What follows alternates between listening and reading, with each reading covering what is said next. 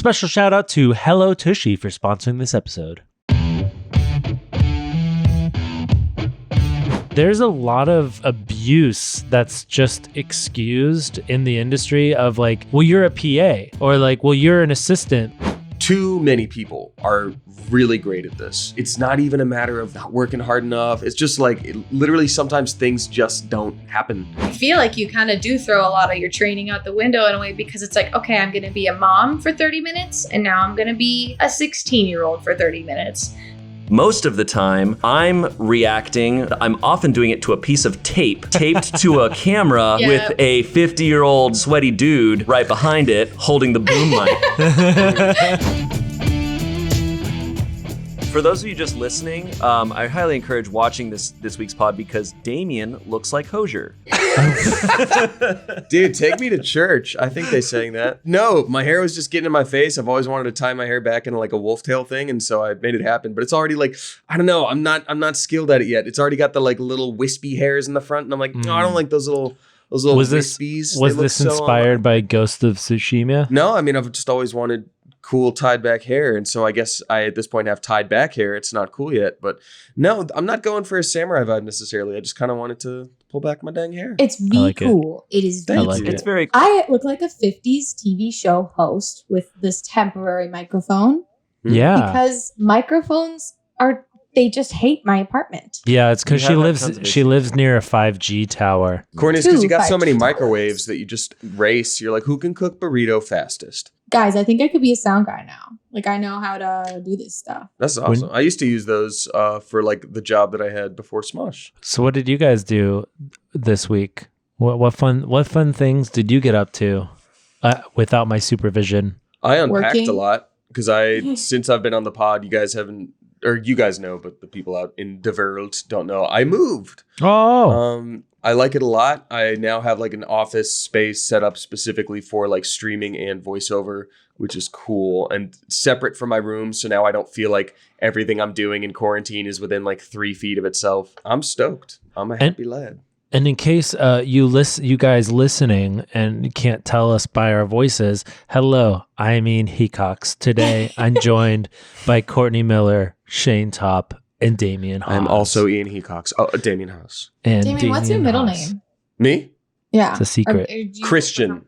Christian, that's right. Yeah. It's no longer a secret. Let's all like, what if we only referred to each other by our middle names? Okay, Ruth works for your 50s style. You do look like Hi, a Ruth I'm right Ruth, now. And welcome to the Dance Time Jubilee. Welcome to the Dynamite Hop Step. You guys will have to refer to me as good a lot. That is not your middle name, Ian. Yeah, it is. It's weird. Like, I wonder It's British. if you became that way because of your middle name, or if they just like knew you would be that way. I mean, it's a long lineage in my family, if you know what I mean. Do your parents listen to the pod? I hope not. You know, they're actually visiting me in a week. So they're right now, they're in the background. Yeah, no, I hope that they're not like, hey, we got 7 hours to kill in the car. We're gonna check out your podcast, and this will be the most recent one. Shoot, dude. But your parents have to know, right, by this point that you real good a lot. Oh, I tell them all the time. It's pretty much all we talk about. I call them. I'm like, just so you guys know, and it's never a welcome comment. They don't ever want to hear about it. But it's the only thing. It's the only thing I know how to talk about with my parents. I think it's important for parents to set boundaries so they don't have to hear their kids say that they are like that. What I did this weekend, since you guys apparently did nothing. Ian, what did you do this weekend? I went up to the mountains into the wild, but it was kind of like glamping because they had like cabins and stuff, but it was like very limited like power and stuff. It was a really great time. But the funny thing about like nature is it always sounds so wonderful. Then you get out into it and then you're like, oh yeah, I remember why we left this. But I think it's good. I think everyone needs to spend some time out in nature to realize that nature don't really give a crap about us. Well, then let's just move on. I'm actually guys, really excited for today. We're going to be trying sort of a new sort of way of going about the SmoshCast. We're taking a little bit of inspiration from a former format that we used to have on Smosh Pit called What are a show with no name. So I'm very personally excited about this, but we basically, I can really only speak for myself when sometimes we feel kind of lost on this podcast in terms of what the energy is going to be like, what we want to talk about. If you're getting Courtney, are you getting serious Courtney or silly having fun with my boys Courtney? So we're trying to give a more just like a format. So basically Show with No Name was a very beloved show that we would answer questions of the listeners or the viewers. And it was just like kind of a very fun discussion based show. And we got to engage with our fans. And so now we get to do that. I think this is so much better because it's not being cut down to 10 minutes. Like we get to just really talk. And that's right. Yeah, and so now everyone's gonna have a better idea of what we're getting into every week. So I'm pumped. And so today we've selected 3 of your questions, and we wanted to make it a little more specific about a specific kind of topic. So this round we wanted you guys to ask any questions related to the industry. The industry of entertainment, and if you had any questions for us, whether it was advice or what our experiences were in the entertainment, and you guys asked some wonderful questions. So let's jump into the first of 3 questions. This question comes from Smosh Boy. So this person says, is the industry what you expected it to be? If not, in what way does it differ from what you thought it would be like? Okay, so there's 2 different ways you can look at this. One for me is about the way the industry itself has evolved. Like the job of YouTuber or online personality or whatever didn't really exist when I tried to start acting back in the day. So that's a pretty obvious way it's changed for me and wasn't what I expected, but it evolved in a very good way. But I think more of a base level, I used to do lots of like on-camera acting and audition and stuff like that. And when I was younger, I always thought there was a concept of like a big break. Like I always thought that once you booked a role, that's it. Like you're going to just keep on up and up and up and up and up. And like, that's what happens. You just constantly work. You just need one first. So it wasn't until after I'd done like an indie movie and then like a couple like more big budget movies with like bigger names, and then had gotten a TV thing and then another TV thing, that I looked around and I was like, nothing's guaranteed and the struggle is constant forever. I don't know. I definitely didn't expect it. It's a lifelong endeavor, so you got to really love it if you're going to keep doing that, because otherwise it will break you. Damien and Shayne, your entrances into the industry is similar. Courtney and myself, like we have kind of a different entry, different motivations for getting into it. I mean, for myself, like I didn't plan on being in this industry at all. I just made some dumb videos and yeah, you were straight up down to just work at Chuck E. Cheese forever. Dude, I don't know.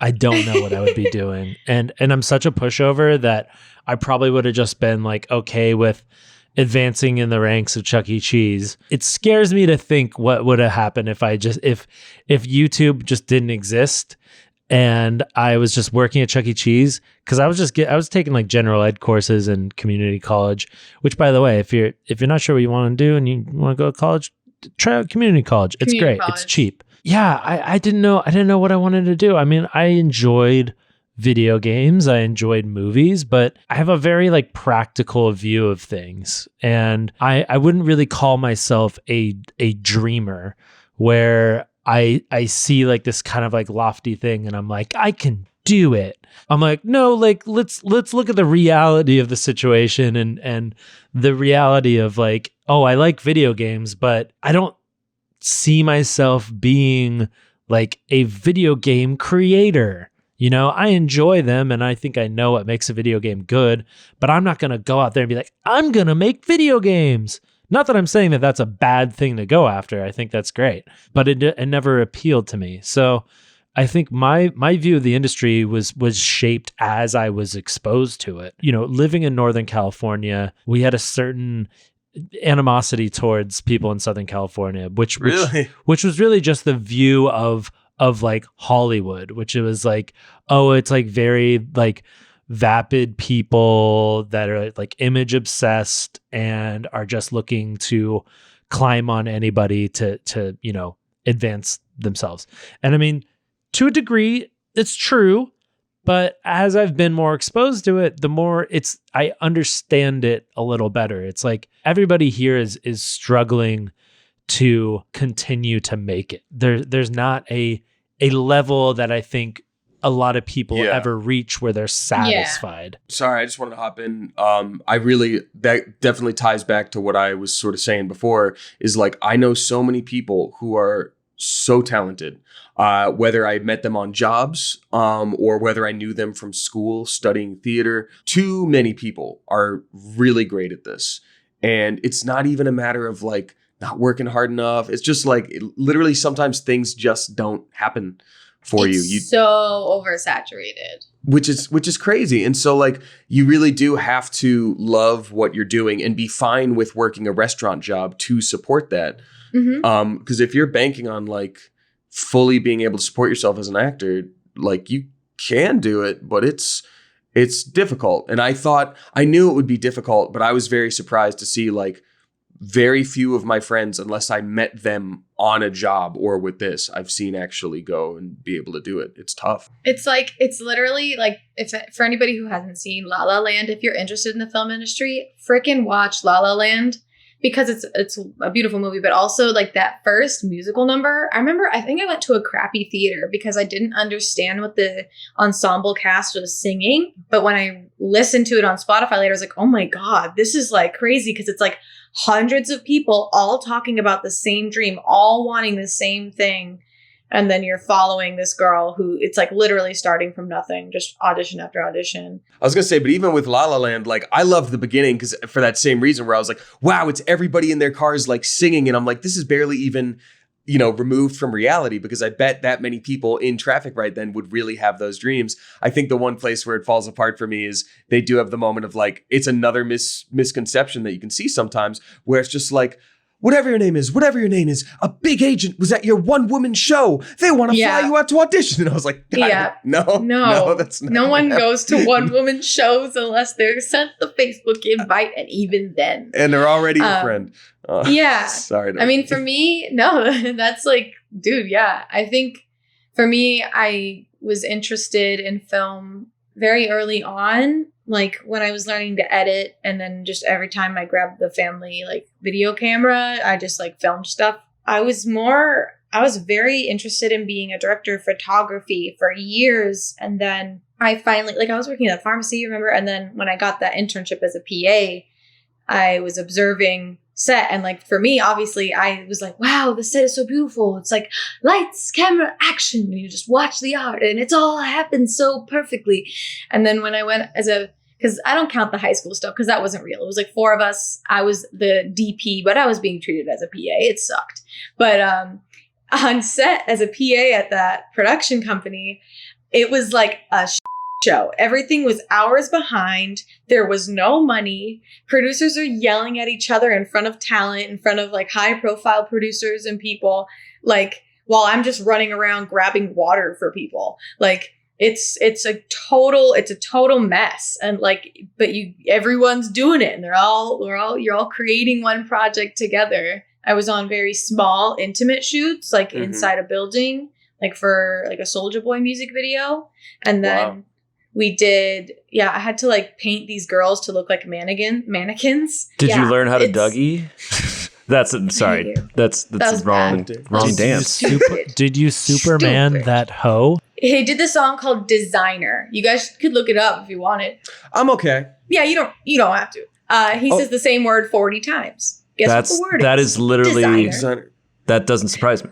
Yeah, but then there was awesome. the bigger shoots where we did like a thing called the Live Together fundraiser or something with AJ McLean from the Backstreet Boys. Oh, cool. Also forgot Logan Paul was in the designer video. I had to give him a broken nose with blood. Yeah, that bigger one where I'm literally running across Disney Ranch to get the AD some Gatorade, just sprinting. Meanwhile, like producers are yelling at each other. Like one of our producers, she would like cry every week. I was like, oh my God, is this what it's like? Damn. I had no idea. It was so emotionally exhausting. And it is sometimes. Yeah, there's a lot of and Shayne, I want to hear from you. I just want to say like there's a lot of like abuse that's just excused in the work, like in the industry of like, well, you're a PA or like, well, you're an assistant. Like for somebody that doesn't know, by the way, DP, PA, does someone want to quickly? Oh yeah, DP is director of photography. They basically create the vibe, the look, the lighting, and they think of the shots and stuff. And then PA is production assistant, who basically runs all the little intern like errands and you know, handling extras sometimes. But there's very much like this hierarchy, and some of these people at the top can be the hugest assholes. It's almost in a way encouraged, and I think that's just because it was never called out before. I think nowadays it's being called out a little more, but I think, you know, my friend who ends up working a lot of commercials and stuff, like has to deal with this kind of behavior all the time. And, you know, a lot of it's male dominated as well. Mm-hmm. There's a certain level of sexism as well.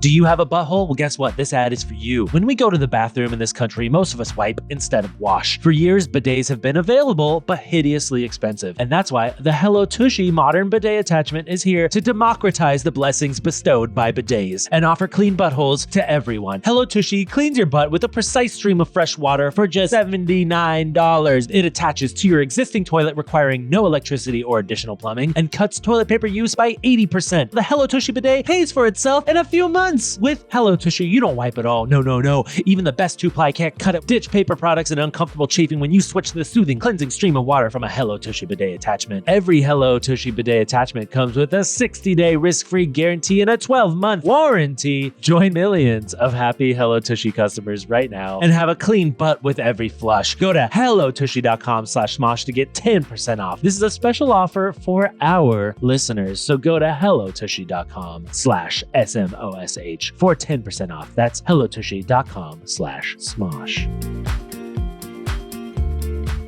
I experienced really, really weird sexual harassment on some sets. And like, I actually had a YouTube about it, telling a story about how it happened. And like, at the time, I didn't realize that it was sexual harassment that was happening to me. I think I have it unlisted now, so or private, because I don't want to, because it's about someone that's famous. I don't want to. Yeah, it's a lot. There was a guy. Yeah. I know somebody that also like she PA'd for like some guy that was, let's just say, like was in one like kind of big movie, was in this like indie. And he was like, let me guess your cup size. Like, yeah, no, thank you.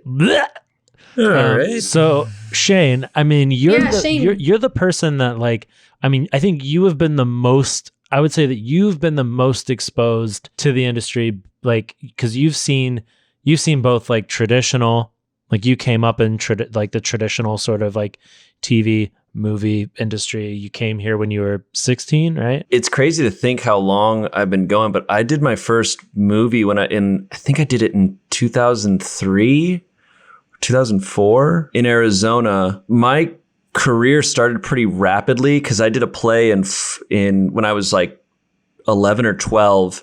And then by the time I was 13, I was already working on projects in Arizona. And I was able to like join the union and everything. And then when I was 14, I came out to LA for my first pilot season. So it was very rapid fire. And when you're 14, you have this idea of what it's all going to be. And I was telling myself, I remember back then knowing I know that Hollywood's all about rejection and I'm going to be able to handle it. Like it's not gonna be a problem because you hear these, by the way, most stories that you hear about actors and their success stories, 90% of it's bull. Like, I'm sorry, but 90% of it, I think, is bull. You hear a lot about, like, they were discovered here, and this is how they made their career. It's like, no, what we say in LA is it's a 10-year overnight success. You'll, like, hear about their big break, and but they were doing tons of movies before. True. Or just were acting for years and years and years before. So I came out thinking like rejection was going to happen where you're going to have people be like, you're never going to make it in this industry. But what really happens is you go in auditions, you do your absolute best, and they go, thanks, see you later. And then you don't hear anything. Mm-hmm. So you have no idea if you did good or not. So you just start questioning yourself. And then you become the rejection of Hollywood. Or you prepare for 48 hours for an audition the best you possibly can. And then right when you start, they open up Tupperware.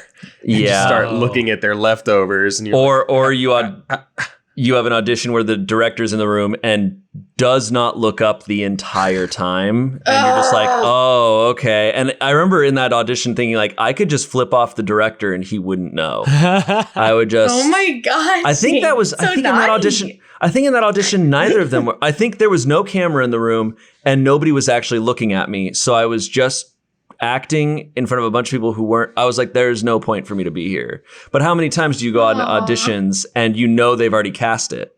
You literally find out before, like your manager or agent will be like, oh yeah, I hear they've already cast this role, but they need to just finish out this round of auditions. Or not using it as like a bargaining chip. Like I've definitely been the bargaining chip before. Yeah. So can you explain that? Like, well, it's sort of like if they have like a bigger name that they want involved in the project, and they know they want the name wants to be there too, but the name is asking for a lot. They will hold some auditions to be like, okay, well, we actually have 3 or 4 other people that would be perfect for this role, and then they go, okay, I'll take less, and you're just the person being like, hi. What was that thing about me being perfect and way cheaper than that dude? Like what? Yeah. That's so weird. I think my overall, like the revelation was just that the industry is so much lamer than you would think. I remember showing up to my first day of a set in Arizona, and this was a SAG movie. Like this was a not big budget, but this was a big production. It wasn't a student film of a movie, and it had some actors from Mad TV in it that I knew and I was big fans of. And so I was like, oh, this is going to be awesome. I show up to my first day. I get there at 6 a.m. There's no AC. It's in the middle of summer, so it's just blazing hot. There's no trailer. We're just all like, me and a bunch of other actors are just in this crappy room at this elementary school that's, empty. But and I sat there and I waited around from 6 a.m. till 6 p.m. and they never actually needed me that day. And that happens all the time. Yep. I would say 90% of your work as an actor, not in YouTube, but in traditional media stuff, 90% of your job is just literally sitting around. And that happens still. Like on Goldberg's, I'll show up at 6 a.m. My call time will be 6 a.m. There's been times where I'll show up at 6 a.m. and we don't start shooting a scene I'm in until like 3 p.m. Like that just happens. And you're just kind of like, that just happens. That's just the way it goes. Do you bring stuff to do? Oh, I always bring. It's the dumbest. Like, do not go to set without a book or without, like, we have iPhones now. What sucks is on set there is I don't have service in my trailer. No. So it's brutal. No. It's, but yeah, it's just lamer. And like sets are not glamorous. And I know like people say that. The best way I can describe a set is it feels, it smells, and looks like the inside of a Home Depot. Like that's really what it looks like. Like whether it was Disney or whether it's a network show or anything, it feels like the inside of a Home Depot. My trailer, when we shot Smosh the movie, we each got a trailer. Woo-hoo. But it was like a 10 by 10 on the inside, like 10 feet by 10 feet, maybe max. And it seemed like this trailer was built in the 70s.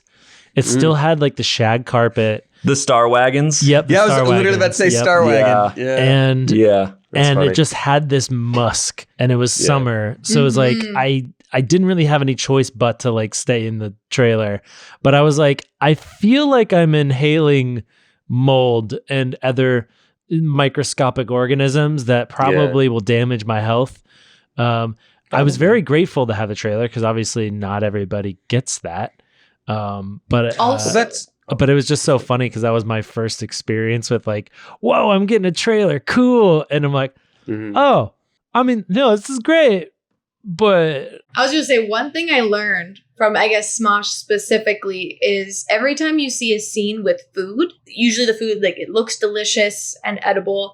Every time we film scenes, it's usually like cold food that we should not eat for the most part, unless it's a scene where we specifically need to be eating. And the food is like Taylor will just put like beans and this other potato thing together, and you're like, yeah, this is a side. This looks like a meal.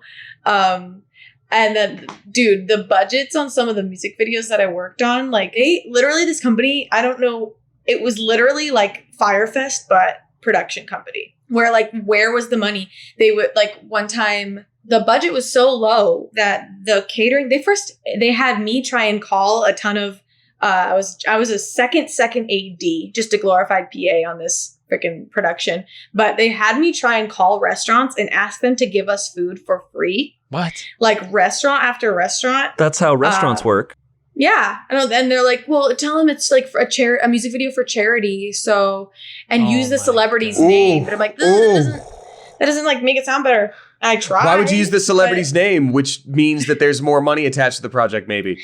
I think it was just, yeah, exactly. And I think it was just them like thinking that they didn't have to deal with it. So they were just like, yeah, we can try and finesse it. So they had me do it. So shady. Obviously couldn't. But when it came to the shoot day, literally lunch was catered like weak ass little like street tacos and rice. Yeah. And literally there was barely enough. Like they wanted everyone to take like one or two, maybe two street tacos, like little guys, and some rice. And there were film people there being like, no, I'm taking what I need to eat. And like, it was rough. I think one of the important things, like if people listening, if you're ever going to like create like a little indie film or something, I think the most important thing is if you're not going to be paying people for their work or not be able to pay them enough, the most important thing is to feed them.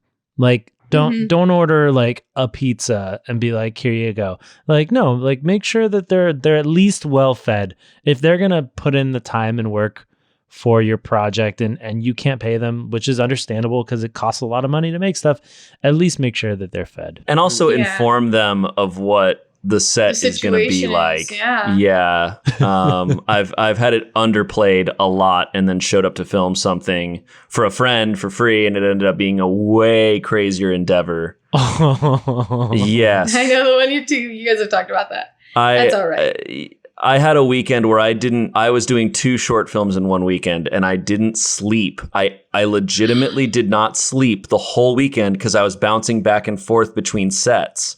I'd film one short film during the day and then go to the other one at night. And I was thinking thinking I'd be able to get a little bit of sleep, but the night shoot, which was supposed to end at like 6 p.m., went till 4 a.m. Of course. And then I had to be at the other shoot by 7 a.m. So oh my God. That but on the note of like the food on set, when you see like food in a scene and it being cold and awful and not real, in scenes when you're filming, it's so much less glamorous than it looks when you see it. Like what you're seeing is a show that's been edited and the lighting has been changed in the editing process and everything. A lot of times you're never doing a scene like you would do it on stage where it's 2 people and they're really engaged with each other. Most of the time I'm reacting, I'm doing it line by line, and I'm often doing it to a piece of tape taped to a camera with a 50-year-old sweaty dude right behind it holding the boom mic. Like it's way different. Yeah. That was one of the hardest things for me by far, because I would take acting classes and I came from a theater background, and it was always very focused on like, really breaking down the scene bit by bit, finding every little nugget of information you can about your character, living with that, let yourself live with that at your home, just in the darkness, thinking about it, like doing all this work. And then auditions and filming are both so not that you have to find a way to translate all that actor stuff that you learned, try to keep the principles kind of, and then just throw it out the window. Like auditions are literally like they'll read a piece of paper and be like, all right, I'll read Mary across from you. How could you say that? I'm leaving you. And then you have to like try to respond to that like, I guess I'm gonna have a real connection with your nothing. Oh my God. Meanwhile, you're also trying to like, you have a specific mark you have to stand on. And if you move an inch, you're out of focus, so you got to be standing completely still. How you are, like, where you're turned, like, it all matters. So you're then trying to act genuine and real while also controlling all of your movements and where you're looking. And also, like, generally with like movies, they're not shooting in chronological order either. Oh, so no, you might do one scene where all this stuff has happened to you at this point to your character, and you're going on to like page 58, which is like would be like an hour in the movie, and they're like, okay, let's move on to this scene, and all of a sudden it's the intro to the movie. Where you're so like, crazy, and it's like, wait, oh god, what am I doing? What's my character doing? Like, that's what's crazy about doing sketch shows, like what we do. I feel like you kind of do throw a lot of your training out the window in a way, because it's like, okay, I'm going to be a mom for 30 minutes, and now I'm going to be a 16-year-old for 30 minutes. So it's you have to be like very versatile in that way of being able to like mentally step in and out of stuff. It's definitely weird though, because when I shot Dear Lemon Lima forever ago, that was the first time I was like a big part in a movie and would be there for like a month. And my first day, I had to shoot one of the like later on scenes of the movie of so a bunch of stuff has led up to that point.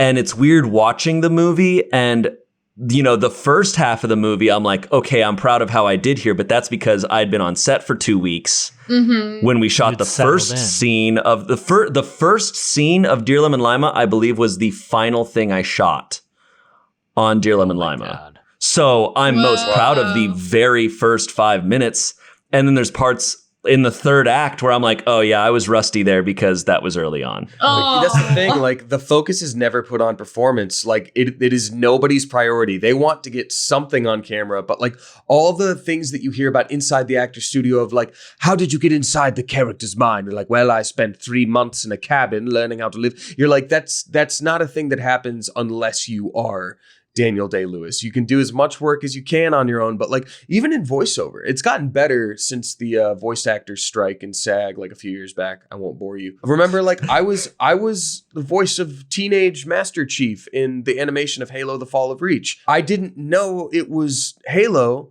until I get into the room and they were like, so Damien, do you know Halo? And I'm like, yeah, I know Halo. And they're like, great, you're John, Teenage Master Chief. This movie is about Teenage Master Chief. And I was like, so like, I feel like I did an okay job, but it's like, you didn't want to give me 3 days to research so I could give some stuff subtext, do some character work. But like some voice actors don't even know what they did a voice for, right? Isn't it? That's like why some are kept so confidential that's no longer legal. That's no longer legal. I thought it was still legal. Wow. Because I remember you'd talk about that. You do have to be told that it's only in the past couple years that I like. Is that why all the Elder Scrolls games are so poorly voiced? Or is that just because they pulled a programmer out from and just shoved a mic in their face? No, all right, Greg, you're doing it all. I think Skyrim has great voice actors. I think we should have Greg from IT. Why do you think I should do it? Should we move on to the next question? Yeah, we got really caught up in that. I feel like we could do more. It's all your fault, Courtney. Why would you do that? About that the industry is not as cool as you think it is. That's the lesson. But we're happy to be here. Don't get me wrong. We're very happy to be here. It's just a job. It's literally just a job. And in a lot of ways, it's all about saving as much money as possible because this shit's expensive. And it don't last. You're always on a timer. No. I got 2 more years of being beautiful. And then I'm done. So this next question comes from Just Surjden. I don't know how to say it. I don't think that's the name. This person asked, does it ever become difficult trying to come up with ideas for different channels? Also, when trying new content, are there times where you hesitate putting it out because you don't know how it'll be received? I mean, we've gone through a lot of different ways of sourcing ideas and coming up with ideas throughout the years. And they all come with their pros and cons. Like I think because a lot of times we do like a brainstorming session where we all pitch our ideas and then we all kind of like pitch in what we think about the other person's ideas. And what happens is like in those situations, what you do get is you get a lot of immediate feedback. You get everyone's ideas, so you don't have any sort of blind spots to the content. The downside of that is it becomes content by committee, which is not necessarily a bad thing, but it suffers a lack of specific perspective. A lot of our best ideas sometimes have come from those big rooms, though. Like when the second, I just remember the moment Sarah said spelling bee bikini wax. That's all she said, and everyone was like, "Oh my god!" Like straight up, you're able to like get a feel in the room. Though that was the era where we were like, "What do we want to make?" Like, because I feel like Defy had times where they're like, "Let's make content that is shoppable for brands." So when they had the era of 1 Hour Song Machine, Whoa Nature Show, and Smosh Lab, they wanted, they were like, oh, well, it was just have hitting all these different types of shows. Yeah. It would be like brands can pick where they want to put their stuff. Yeah, they were creating content verticals. Yeah, and granted, like, it was a cool experience. Like, those are the most polished, high production value looking shows we've made to date. But it didn't end up working, and at the end of the day, a lot of us were exhausted, and it wasn't like worth it emotionally. Lately, like when Shayne came up with Face Jam, which later became Eat It or Yeet It, it was an idea that it was so different from what it is now, but everybody could see that there was like potential in this idea that Shayne had. And I remember days and days of people just sitting in a room trying to work the rules and how it would work in the video, how it would come together. And I remember I opted out from eating foods very early in that process, but eventually it became something that we liked. And then even the first episode is pretty different from the final, like the most recent one, because we're fine tuning and polishing like how I host it. Cause like, I didn't even really understand that I was going to be hosting the show until we were doing the thing. I was like, oh, damn. Okay, cool. Shayne, thoughts? Or Damien, thoughts? I've always had a little bit of difficulty coming up with content to pitch, to be honest with you, because I think I always sort of come into things a little bit late. Like when I joined Smosh Games, I was like the last person to do that back in the Defy days. And so I was like, I've got all these ideas. Like, what if we do this? And they're like, well, that's actually similar to a show we've already done. I'm like, okay, great. How about this? Yeah, we did it last week. Okay, cool. Then what about we, do the show that I already know exists, but we tried this game. Well, we've tried a game like that before. It didn't really work out well. We're not going to do it. It can feel defeating in a way. A little bit, but it's defeating, but it's also just more like sobering. It's like, other people have had good ideas before and they came before you. So it's a matter of like having to sort of translate what is needed and what is not. And I find that when I come up with ideas, sometimes I'm just focused on like, this would be fun, right? But I'm not very good at asking the question, like, why would someone watch this, or what's the difference and why does it matter? So like, I find that if I do come up with like a show concept, it's usually workshopped and very much changed by other people throughout the process, which is a necessary thing. And that happens to everybody. But like, I find that sometimes I'm like, by the end of it, I don't think I really you don't did that much. Like, yeah, totally. Yeah. It's hard to let go of a baby, right? Yeah. Where you have this sort of solidified vision of what you think the show should be. And then other people come in and say, "Nah, I think that it'll be better this way." It is really hard to let go of it, even if you allow yourself to acknowledge that, okay, maybe that idea is better. It's still hard because it's so personal. Yeah, it's something that you thought of. So I think it takes a lot to be able to be willing to let other people enter into the process and futz around with it. It's a thing that has to be learned. It's a new type of teamwork that I hadn't experienced before. And I think because it was a little bit humbling, not in a bad way, I think I'm less outward with my ideas now, because I'm really like, I want to make sure this one counts. I want to make sure this one is actually good to bring to the forefront, and not just me being like, I don't know, what if we do this? And Shayne, I feel like so many of your ideas, a lot of like sketch ideas that you've like brought forth, they always have like, it's always like this really hilarious premise, and you're always so excited by it. And then we're like, okay, go make a sketch. And then I feel like it always gets to like page 3, and then it's like, I don't know. That sounds like me. I think that used to be more so the issue, but I mean, like at this point, I've written and done a couple sketches. It's on bikes, peanut butter. Yeah, I mean, when it strikes, it strikes, and when it it'll often like I'll have an idea, but then writing out an entire sketch and getting that third beat can be tough. The problem is it's hard for me to write when I'm not super passionate. And that's something that like writers are better at, like Monica, Infinity, and Kurt are better at writing as like a job. Like they won't be inspired, but they'll be like, yeah, but I'll finish this script because that's my job. And I'm not good at that. If I'm not super stoked and laughing at what I'm writing, I kind of just stop. Like I need that. And that's just because I'm such a like impulsive writer, and I'm writing like I'm performing, you know, as opposed to writing like a writer. Because if you get like this idea, you'll and you're passionate about it, you bang out a whole script in a matter of like a few hours, and it's something that you can't really pull yourself away from until you're done with it, right? Yeah, Kids on Bikes I wrote in like 4 hours, you know, and like we had a few during the shutdown. Obviously Damien and I wrote that peanut butter sketch, and then the Make-A-Wish one, yes, and then Wish there a was Wish a Dream, sorry. There was the Mandela effect, the butterfly effect one, or Mandela effect one that I wrote, that I just wrote in like an hour or whatever. Like some of them I'll have the idea from start to finish, and others I just have the idea of like, oh, that's a funny premise, and I'll start writing it, and then I'll be like, how do I end this? And that's where I stall. Yeah, I feel that pain. I heard that we're going to try something where you kind of have a lot of these like small, like kind of like one joke ideas, and pretty soon we might be trying to find a way to shoot those where we don't need a whole sketch. It's just based solely off around like one sort of joke. That's something I pitched a year ago. I did it. Yeah. I mean, we did it. Yeah. I mean, the issue is like, because of the way that YouTube is, it's like they don't, like you can't really benefit from like a one joke video or like a short sketch. What if the benefit is a child's laughter? Indeed. But now we have the benefit of other platforms, and certain platforms are shorter than other.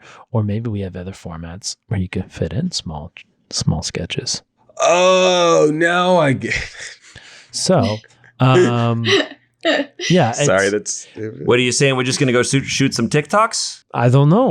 I don't know. But I think it's great. I think everyone kind of has a different process with the way that we go through ideas. And yeah, there's no one way that we all come up with ideas and deal with ideas. I think some of them are more personal and we work them out ourselves, and some of them are brought to committee, like Shayne's Face Jam, which then became Eat It or Yeet It, which like involved like sometimes like our ideas, when we're all pitching ideas and then pitching alterations of ideas, it could get like kind of heated because some people are like, wait, no, then we do that thing. No, but what if we did this thing? Yeah, we get excited. We do. Yeah. And it's like, and some feelings get hurt, but at the end of the day, what we have to remind ourselves of is like, well, the reason why we're getting so heated about this is because we're all passionate about it. Like we're all excited to do this thing and we all care about it.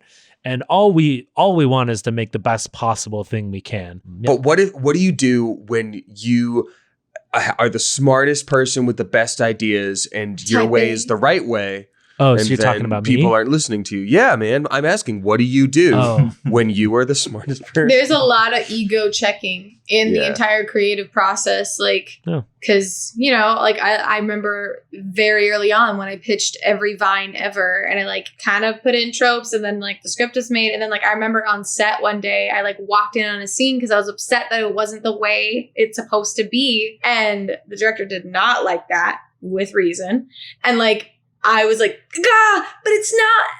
And like, it took me a long time at this job to let go of that. And like, I wouldn't have been able to let go of that if I didn't have like this team that was like, hey, this is how we are going to work together. Like, because on Pit, I wasn't able to pitch an idea on Pit for years, or like, I mean, Sketch, we kind of was a little more collaborative, but Pit was like very much already handled by a solid team. So I think what's nice is we have so many different channels and shows that there's different areas where we can kind of get more control. I mean, you know, it comes to Sketch, obviously it's always a team effort.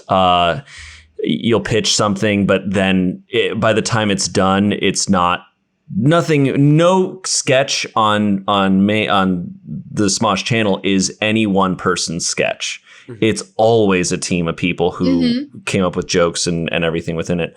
But what's nice is like with Try Not to Laugh, that is us just like on your own, like doing a thing. And so a lot of times if I have really insane jokes, I'm like, well, I'll do it there. Like that's where, because also I can fail. Like it's not as big of a deal. But I will say it's tough. It's tough because we have to keep coming up with so many ideas. It is tough too, because I feel like sometimes there's like this fatigue in a way. I feel like I used to have way more Try Not to Laugh ideas, and I used to like go in and be like, I don't even need an idea. I'm gonna look at a problem and be like, oh, I know what to do with this. I'm gonna be crazy. And like now sometimes I'll just be backstage and I'll just see like a baseball bat and I'll be like, I'm baseball man. No. Yeah. What's wrong with that? What's wrong with I'm baseball man? Because I mean, you already Ian's a have big that fan of bit, going Ian. in. You're already baseball man. Oh, yeah. Ian's a big fan of just diving in with nothing written down, nothing. Yeah. And see me, I'll be up the night before working on jokes. Well, with Really? Gus, you have to be, right? Oh yeah, that I had planned for like months. That was We gotta so treat good. every person in the studio like this, Sassy like Leg- Gus Johnson. Sassy Leg General, I had that written out. That was a monologue that I had written out in my phone. And you bet I was practicing that in the mirror the night Sassy before. Leg? Sassy Wow. Leg General. I was really Wow. practicing it. Sassy Leg Infantry? Sassy Leg Infantry. I'm sorry, because if a promotion happened, I want it to be acknowledged on video. Well, he is the Sassy Leg General. The leader of the Sassy Leg Infantry. How did I not know this? But I do that because it's that's tough, interesting, man. but- In the but moment, it obviously gets paid off. totally. But with how many Yeah, many we have to do, and we often shoot more than one Try Not to Laugh in a day. So that In a means row. that's a bunch of jokes that you got to come up with, and that's also- tough. I can't knock you, Ian, because like almost all of my best jokes have come from no plans, off the cuff stuff.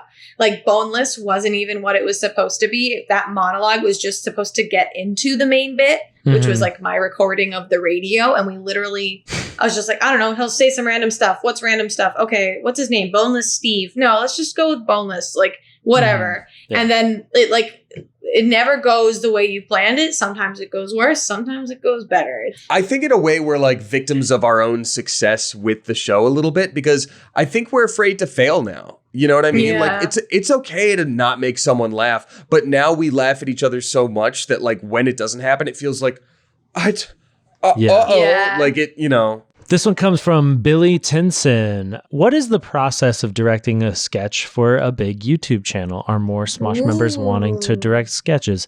I think the quick answer to this is that we always throw out the opportunity to direct a sketch. It obviously takes more effort because you gotta figure out what the shots are gonna be and be responsible and have a vision. I just had my meeting a couple hours ago with Brennan and we went through scene by scene on a sketch that I was asked if I was excited about it. I said yes. They said, do you want to direct? I said yes.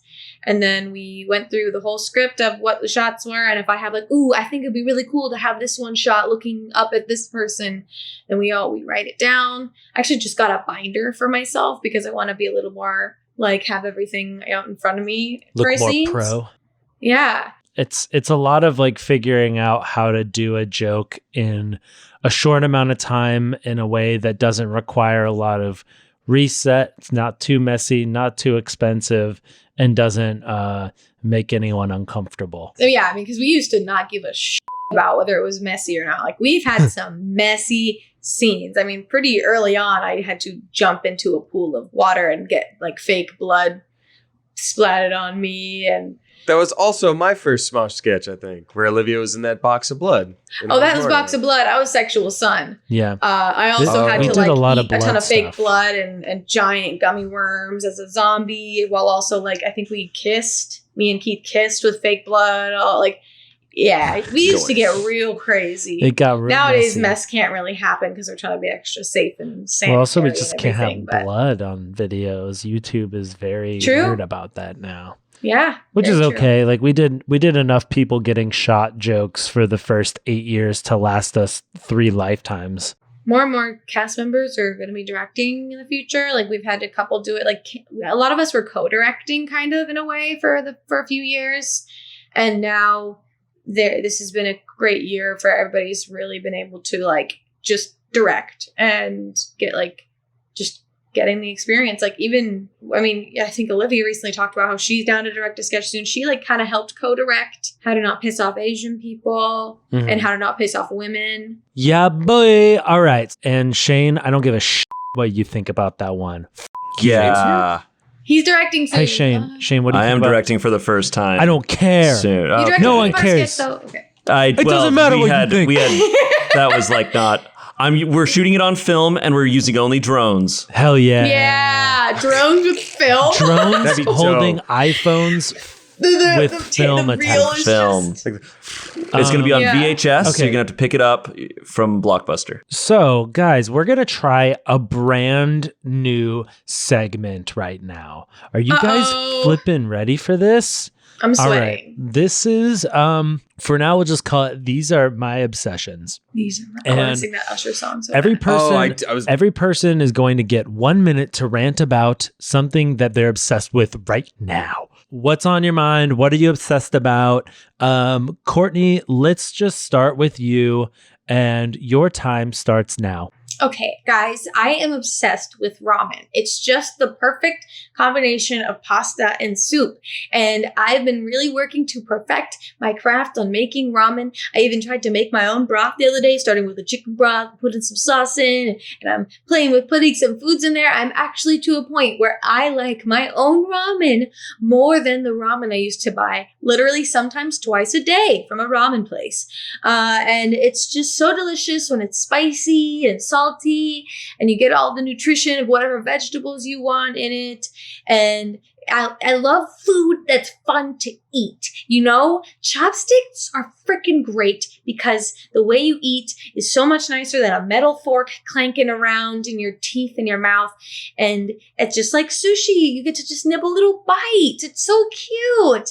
And the thing about freaking ramen is you get to pick out the bits and stuff and eat it. And I love ramen And your so time is much. up. Just one question. Do you slurp? Yes. Oh, good. Isn't that polite? Isn't that like the polite thing to do? Yeah, that's the traditional way. It's Yeah. a way of showing appreciation for the ramen, right? Right, Kevin? Well, it just sounds Damien? it's that it's good. He said Yeah. yes. Yes. Okay. Shayne, would you like to go next? Good, you're starting now. Yes. Go. Okay. My obsession right now, mainly, definitely today, but just for a while, is Megan Thee Stallion. Dude, Yes, badass. I agree. So good. I agree. I've been listening to her music when I work out, and I feel so Me too. good, dude, bro. Courtney, this is not your turn. Okay. It's not your turn, Courtney. Come on. I'd shut up about ramen, so Hold on, I'm pausing. I'm sorry. I yield my time. You didn't have time to begin with. You already used it. You can't yield time that you never had. reverse yield shade All time. right. Sorry, Shayne. I stopped you at 22 seconds. You may now resume. Okay. No, Megan Thee Stallion likes anime. Come on, that's so badass. When she did that was a couple years ago, she did a magazine cover and she dressed up as a My Hero Academia character for the cover. So badass. And her songs are all insanely good. Like, I've listened to all the albums and they're all good. She's a badass. Bro. Megan Thee Stallion! Yes! He just ran to his kitchen and screamed, Megan Thee Stallion in front of the mirror. I couldn't be this close to the microphone. Your time. Okay. But I. That was it? Your guys' time is up. Time's up. I can't. It's really funny watching Damien's reaction when you mentioned that Megan Thee Stallion watches anime, and he's I already like, knew that. I just thought I I'm would. listening. Okay, that was great.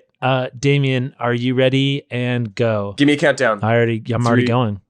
3, 2, 1, go. Speaking of anime, haha, I just finished an awesome one that I've been sleeping on for years. It's called Hunter x Hunter. There's an X in the middle, but you don't pronounce the X unless you want to let everybody to know that you don't know what you're talking about. So it's about a little boy who wants to become a hunter. And a hunter is something in this world where you get a license to basically do whatever. You can be a treasure hunter. You can go explore distant lands. You can get into whatever country you want. And that's so it's very, coveted, but it's very hard to become. And he wants to be this so he can find his dad, who is like one of the best hunters of all time.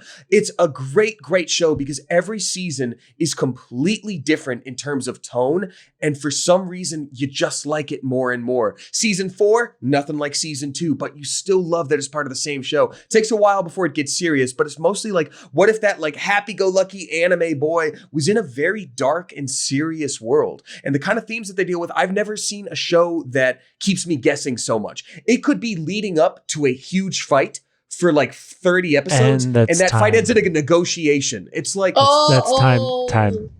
Well done. All right, Ian, you want me to time you? Sure.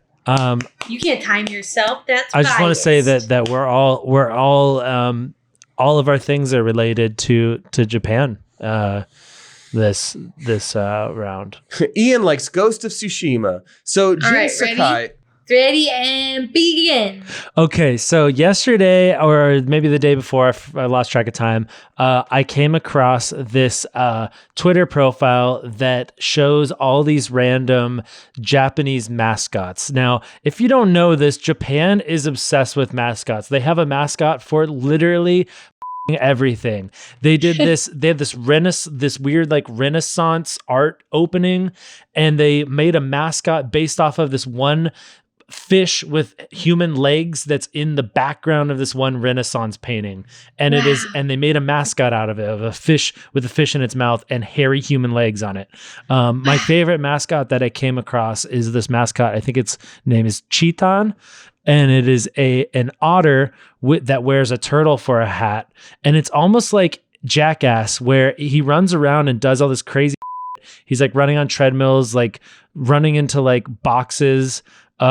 He's like hurting himself a lot, and like jumping on. Time. It's a person in a suit, by the way. It's Wow. Yeah. Wow. if people don't know what mascots are, I don't know. There's like a weird thing with mascots there, man. I love the idea of someone going their whole life and not realizing it and just being like, what's in there? How'd he get that big as an otter? Yeah. So like, what? You don't see those in the wild. So where do they get those? This one seems to know language. Like, he has handlers that are telling him does he still shatter giant scallops on his tummy with a rock? Is that what the otter does? So that was our obsessions. All right, now on to the best part of the whole podcast. In my honest opinion, I am a Joe. Shoot dude. Shoot dude. Shoot dude. Shoot dude. Shoot dude. Shoot dude. Shoot dude. Shoot dude. Shoot dude. Shoot dude. Shoot dude. Shoot dude. So welcome back to Shoot Dude. It's a series where you guys submitted really cringy things that happened to you, and we go shoot dude to that Yeah, one. it's like embarrassing stories, like scary stories. Nothing like too traumatic. We don't want to be triggering people on this podcast, but the silly stuff that you guys encounter, and then we judge whether it is in fact a shoot dude or not a shoot dude. Is there something you'd like to say? What's up, Shayne? I would just like to say, I feel like from our readings, the perfect shoot dudes are when someone gets themselves into a difficult situation where they appear more guilty than they actually are. It's basically a Seinfeld Curb Your Enthusiasm situation as a shoot dude. Yes. But be warned, because historically, I will call you out and tell you that I think you made it up. True. So let's jump into it. This shoot dude comes from Alana. Alana says, I work at a restaurant. Shh. She's not here. I'm reading a story she wrote to me prior. She's not listening. Alana said, Go ahead, Ian. I work at a restaurant and was clearing some dirty plates from a table, and I accidentally dropped a butter knife. It bounced on the ground and then slid about 7 feet on the floor before it gently came to a rest next to a gentleman's foot. I rushed over to him and his lady friend, they were a couple maybe in their late 30s, and apologized. I made a joke and said, I'm so sorry, sir. I didn't mean to accidentally stab you. The couple was pretty good-natured about it. We had a good laugh, and then I offered to bring them another round of drinks while I was in the area. My grave mistake. I went about my business and did not think about them again until 3 hours later when they wanted to close out their check. The gentleman told his server that one waitress said she would comp us a round of drinks because she tried to stab me. We all thought that he was joking at first, but he continued to insist that I had, and I cannot stress enough that these were his exact words, tried to stab him, and that I had promised him a free round of drinks as an apology for my unsuccessful attempt at stabbing him. What? He demanded to speak to the manager and eventually the owner, who ended up just comping the drinks so that he wouldn't pursue legal action for my murder attempt. This couple had stayed at the restaurant for over 3 hours and only ordered 2 rounds of cheap wine and got one of those rounds for free. I know I should be at least a little sorry, but I make the same stabbing joke every time I drop silverware near a guest, and it always kills. I'm more sorry that this guy can't hang, but I have learned a valuable lesson in comedy. Make sure you know your audience. Shoot, dude. Shoot, dude. That's a shoot, dude. I feel like this guy is very bad at blackmailing because he had established and they were the customer, right? The customer. Customer who was saying that, he was saying that she tried to stab him. So he had obviously the owners, the managers probably didn't believe him, but they were playing along like, okay, sir, we're taking this seriously that you were nearly murdered. What are you asking for compensation for being nearly murdered? He doesn't ask for both rounds to be compensated. Just one round to be compensated. He's a reasonable fellow. He's a very reasonable I would call this a low-functioning Karen. I can't stand stuff like that. I don't like the customer is always right. I don't like that policy at all. I didn't like it when I worked retail and customer service, and I don't like it now that I'm on the other side of things. I think that's gone out with the boomers. Like I think millennials and Gen Z agrees that the customer is not always right. I think and you're younger a douchebag if you believe that. I think we'd like to. I mean, maybe it's just because we're decent people, so we do that. But like, you know, when a person's at the register, like, "Hi, I'm so sorry, it's so crazy right now. Like, how can I help you?" Like, "Oh, dude, it's all good. You don't have to be sorry for anything." I think our generation, and definitely Generation Z, now like it's looked down upon to be to retail and customer service a little bit more. Because I remember even when I was younger, it was almost kind of like it wasn't looked down upon as much to be a jerk to customer service. Mm-hmm. It just wasn't seen that way. Whereas now we're starting to establish like, hey, that's really crappy. And I think that's who you are. How you treat waiters is who you are. 100%. I think it's also 100%. Related to like barter culture as well, where like millennials and I think probably to the same extent Gen Z, we don't want to barter. Like we just want to get what we paid for and we don't want to have to haggle over it. Whereas the older generation, that was a part of doing business. Like, oh, you want to buy that car? Well, then you need to barter for it. And it's like, what? No, just pay the price. It's just what the price says on there. Sorry, we just need to get rid of like allowing people to get away with stuff like that. Like anytime, unless it's really a problem, like a real problem has taken place, I think it should be policy of like managers, owners of things, like just tell a customer like, oh, no, get out.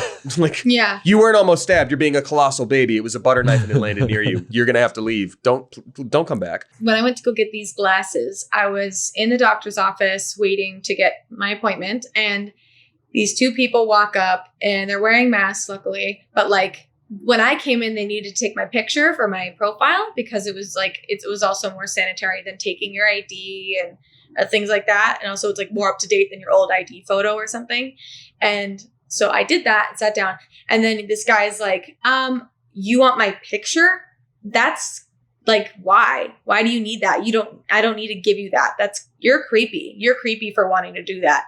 And she was like, okay, well, like, we need something. And he like eventually gave in, and they're like, okay, now you need to sign this to acknowledge your HIPAA.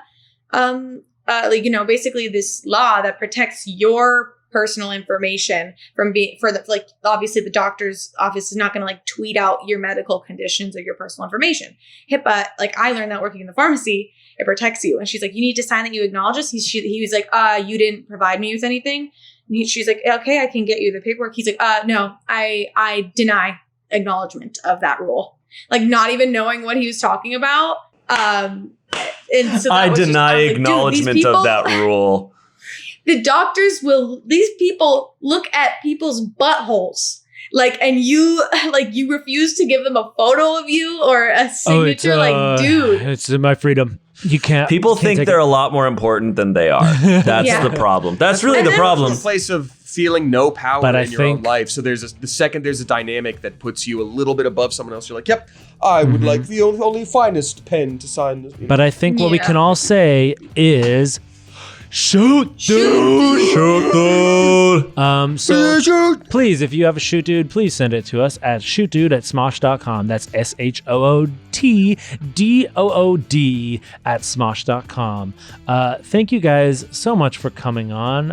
It's lovely seeing all your faces. Let us know what you thought of this new format. I had a great time with all y'all. Please check out our merch at smosh.com. Oh, look at that. I got it right behind me if you guys are watching on video. Nice. Wow, look at that. Rate us 5 stars on your favorite appy thingies. Catch the uncensored audio on Wednesdays on all your podcasting platforms, and watch the video of us on Fridays. Bye. Love you. Bye. Goodbye, everybody. I'm going to miss you.